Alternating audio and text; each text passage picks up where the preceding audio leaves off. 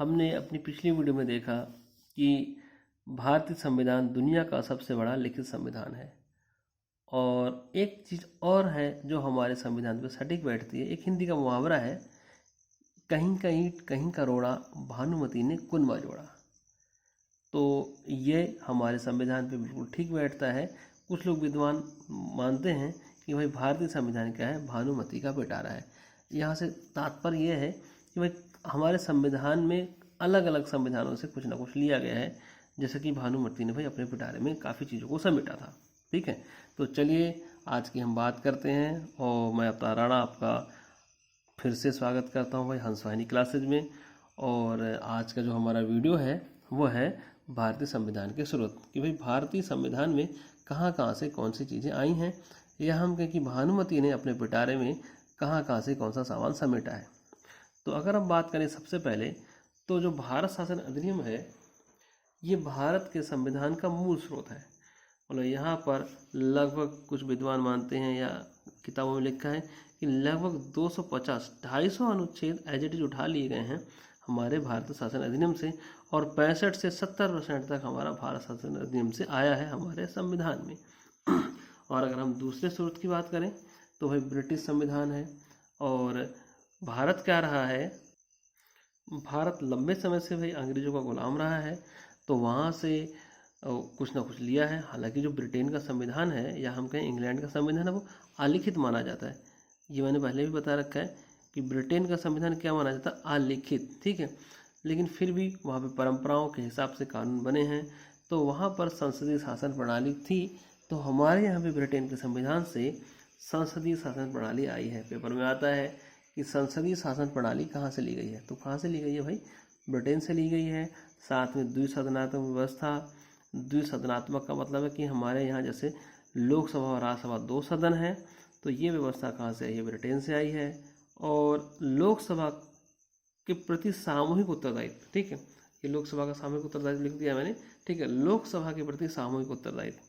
तो लोकसभा के प्रति कौन होता है भाई सामूहिक रूप से उत्तरदायित्व, ये भी सवाल बड़ा इंपॉर्टेंट है कि जो हमारे प्रधानमंत्री और उसकी मंत्रिपरिषद है ना, वो अनुच्छेद 75 के 3 के तहत लोकसभा के प्रति क्या होती है, सामूहिक रूप से उत्तरदायी होती है।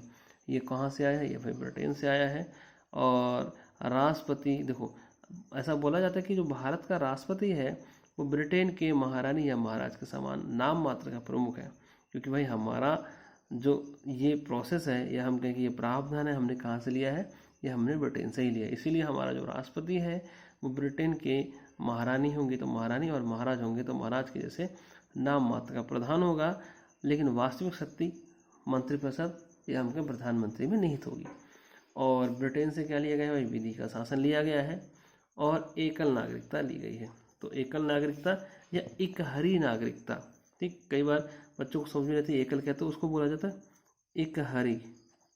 इकहरी नागरिकता आपकी कहाँ से ली गई है, ब्रिटेन से ली गई है। ठीक है, देख लीजिए फटाफट कहाँ कहाँ से कहाँ का लिया गया है। ठीक, पेपर में आएगा तो लगाना है। चलिए अब बात करें आयरलैंड के संविधान से। ऐसे रखते हैं ताकि आपको ब्रिटिश भी दिखता रहे। तो आयरलैंड के संविधान से क्या लिया गया है, हमारे राज्य के नीति निर्देशक तत्व लिए गए हैं, डायरेक्टिव प्रिंसिपल ऑफ स्टेट्स। ठीक, राज्य की नीति निर्देशक तत्व बहुत अच्छा है, जो कि भाई आपके संविधान के भाग 4 में शामिल करा गया है हमारे संविधान में।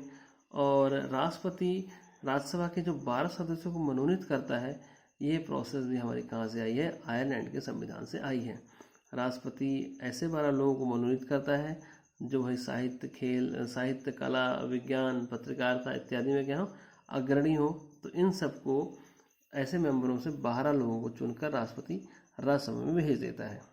और राष्ट्रपति का जो निर्वाचक मंडल है या हम के राष्ट्रपति की जो निर्वाचन की पद्धति है, ये भी हमारे आयरलैंड के संविधान से आई है। तो डायरेक्टिव प्रिंसिपल मतलब राज्य के नीति निर्देशक तत्व, राष्ट्रपति का राज्यसभा के 12 सदस्यों को मनोनयन करना और राष्ट्रपति के निर्वाचन की रीति, ये सब कहाँ से आई है, आयरलैंड के संविधान से आई है। और संयुक्त राज्य अमेरिका से क्या क्या है, वही बहुत इंपॉर्टेंट चीज़ें हैं इसमें कि भाई मूल अधिकार या मौलिक अधिकार जो कि हमारे भाग 3 में है, ये हमारे यूएसए के संविधान से लिए गए हैं। और साथ में उद्देशिका का विचार है, ये कहाँ से आया है, ये आपका देखिए उद्देशिका भी और आगे आएगी कि भाई उद्देशिका की भाषा कहाँ से ली गई है। तो जो उद्देशिका का विचार है ये हमारा लिया गया है यूएसए के संविधान से। और राष्ट्रपति पर महाभियोग अनुच्छेद 61 है, ये भी प्रोसेस कहाँ से है, यूएसए से आई है। स्वतंत्र न्यायपालिका भी है, यूएसए से आई है। न्यायिक पुनर्वलोकन अनुच्छेद 137 का प्रावधान भी आपका यूएसए से लिया गया है। न्यायिक पुनरावलोकन बहुत सक्रियता है, इसी को बोला जाता है न्यायिक सक्रियता। तो ये काफ़ी हद तक आज हो गया है हमारे देश में। तो यही है न्यायिक पुनरावलोकन, जो कहाँ का मूल प्रावधान है आपका, यूएसए के संविधान का था। और जनहित याचिका, देखिए जनहित याचिका की मैंने एक वीडियो बना रखी है पहले ही, आप देख लीजिएगा लिंक में जाके। लिंक तो वही मेरे को डालना आता नहीं फिलहाल, मतलब आप देख लीजिएगा मेरे भी प्लेलिस्ट में वहाँ पे, कि जनहित याचिका की शुरुआत भारत में कब हुई। तो भाई भारत में ये PN भगवती जो हमारे न्यायमूर्ति थे उसके समय जनहित याचिका की शुरुआत हुई। तो PIL का एक वीडियो पड़ा है, आप देख लीजिएगा। उपराष्ट्रपति का पद भी आपका यूएसए के संविधान से लिया गया है। और वित्तीय आपात, ठीक, वित्तीय आपात आपका कौन सा अनुच्छेद है, 360। तो इन आपातकाल के ऊपर भी मैंने एक वीडियो बना रखा है, आप लोग देख सकते हो जाके। तो वित्तीय आपात का प्रावधान कहाँ से लिया गया है, यूएसए से। अब देखते हैं ऑस्ट्रेलिया के संविधान से क्या है भाई। तो ऑस्ट्रेलिया के संविधान से आपका प्रस्तावना की लैंग्वेज ली गई है, भाषा ली गई है, ठीक है। अच्छा, अगर हम कहें कि प्रस्तावना का जो विचार है वो कहाँ से आया है, वो आया है आपका यूएसए से। और प्रस्तावना की जो लैंग्वेज है वो आई है आपकी भाई ऑस्ट्रेलिया के संविधान से। ऑस्ट्रेलिया के संविधान से हमें समवर्ती सूची भी मिली है, ठीक है। अच्छा, और समवर्ती सूची ये सब भी मैंने वीडियो बना रखा है कि भाई समवर्ती सूची में कानून बनाने का केंद्र और राज्य दोनों को होता है। और केंद्र राज्य संबंध, इसका भाई केंद्र राज्य संबंध के ऊपर वीडियो बना दी जाएगी। तो केंद्र राज्य संबंध कहाँ से आए हैं भाई, ऑस्ट्रेलिया के संविधान से आए हैं। और संसद के दोनों सदनों की संयुक्त बैठक, इसका अनुच्छेद 108 है। संयुक्त अधिवेशन का प्रावधान जो है आपके ऑस्ट्रेलिया के संविधान से लिया गया है। तो संयुक्त अधिवेशन, दोनों सदनों का संयुक्त अधिवेशन होगा, तो वो प्रावधान कहाँ से आया, आपका ऑस्ट्रेलिया से आया है। चलिए और देखते हैं क्या है, ज़्यादा नहीं है आज, थोड़ा ही है, ठीक।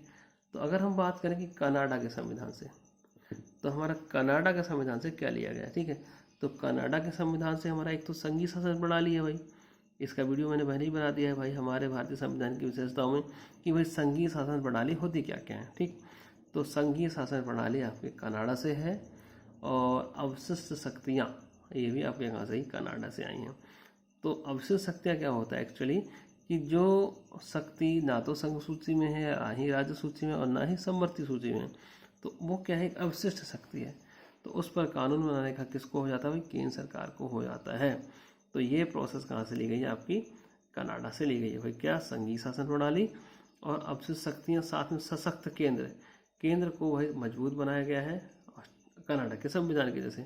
और ये देखो, ये सब केंद्र को मजबूत बनाने का है कि राज्यपाल की नियुक्ति किसके द्वारा की जाएगी, राष्ट्रपति के द्वारा की जाएगी, या हम कहें केंद्र के द्वारा की जाएगी।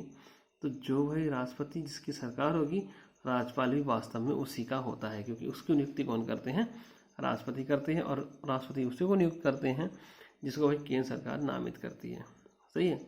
और इसी के तहत भाई कनाडा के तहत सुप्रीम कोर्ट को परामर्शी क्षेत्राधिकार प्राप्त है।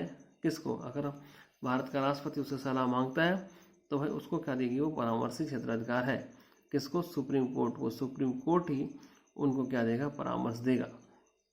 और राज्यपाल का राष्ट्रपति के लिए विधेयकों को आरक्षित करना, जैसे ये होता है कि भाई कोई विधेयक आ जाए जो धन विधेयक नहीं है, तो आपकी जो है विधानसभा जो भेजती है, तो राज्यपाल उसको क्या कर सकता है, आरक्षित कर सकता है, किसके लिए, राष्ट्रपति के लिए। ये आपका कहा है भाई, कनाडा के संविधान से लिया गया है।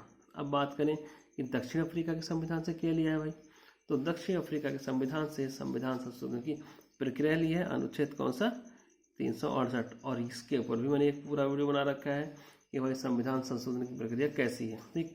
तो संविधान संशोधन की प्रक्रिया कहाँ से ली गई है भाई, आपके दक्षिण अफ्रीका के संविधान से ली गई है।